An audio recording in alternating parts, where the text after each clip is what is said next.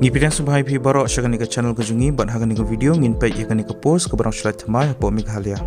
Subhai ya rabru yakani ke channel da ke bapi subscribe bat ke bapi share ki video siki wepan kana mengin dubi mensiam mengin nang yepin mi shushu kum kini ke judge video.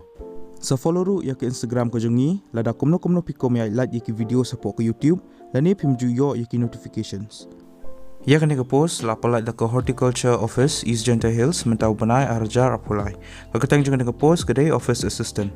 Kelas dia leni ketarik ke bekado papilapan somi ki applications kedai hu arpo tarik benai September arjar apulai.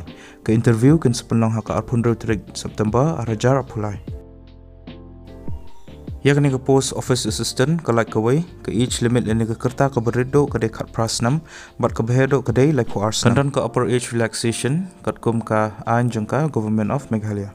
Ke salary leni ke tulap kedai arpo jar hak sibenai. Ke educational qualification kalau kum ni peladiban pendap ya ke graduation leni post graduation hak ke agriculture leni horticulture nakano ke recognized university bat pide rubundan ke computer knowledge kum hak ke Microsoft Office, internet, Microsoft Excel, PowerPoint bat kuwi. Ki candidates ki blog eligible bagi pekuaban apply ke nego post pihak ban pendap ya ka standard application form bat pihak ban submit langru bat ki photocopies jengki certificates jengki educational qualification ki ba pila atas Shaka Office of the District Horticulture Office East Gentle Hills District Shwala ni haka arpo tarik benai September Shwaka saubuje janmin. Ya ka walk-in interview kin sepelang haka District Horticulture Office Kelirian haka arpundru tarik benai September arajar arpulai naduk kawai buje mestap hadu san buje janmin.